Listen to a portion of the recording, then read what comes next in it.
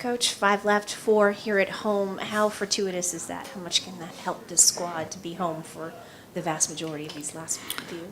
It's helpful, but as I mentioned before, we got to go out and put the work in. That's all that matters right now. What is the mood, attitude of the locker room like coming back after a long road trip, but a very successful one that puts you right in contention for playoffs, not just play-in? Yeah, exactly to your point, Jen. We had a good road trip, winning 3 out of 4 games. We want to continue that momentum being at home. One of the things you said before that Denver game was, having a really good defense you feel like helps you on the offensive end too. And I just wanted to follow up, can you just explain how those two things are related? For sure.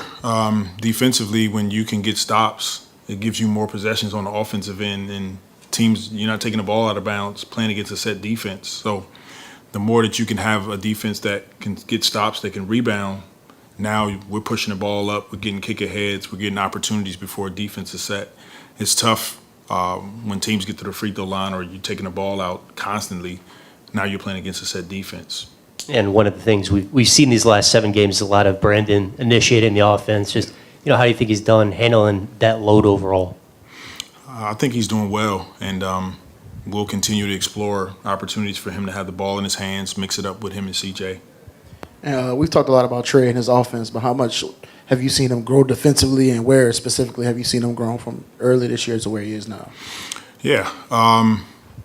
We know offensively Trey will get in spots and look to shoot the ball, or 0.5 kind of move it or drive from there. But I think the growth in his defense is him getting to the right spots and understanding the team concepts.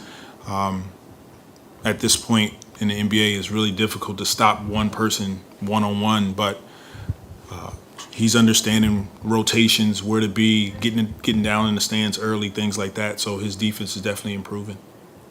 Your team overall, top 5 defense in the league, and has played exceptionally well these last couple of weeks in particular. What has been the shift mentality-wise for the team? Why have things been able to be much more consistent on the defensive end over the last 2 weeks? We just it's a commitment from all of our guys. Continue to have talks about how we can be the team that we want to be, and we're not quite there yet, but we like where we're trending. We got more work to do, but just being honest with each other, having some talks, watching film, and going out and putting the work in.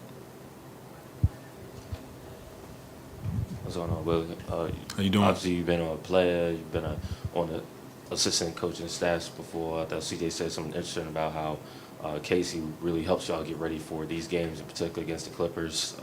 Obviously, since you've been here, I think you've only lost the 1 game. How do you utilize an assistant coach or a coaching staff to get ready for a specific team when you know that there's a history there?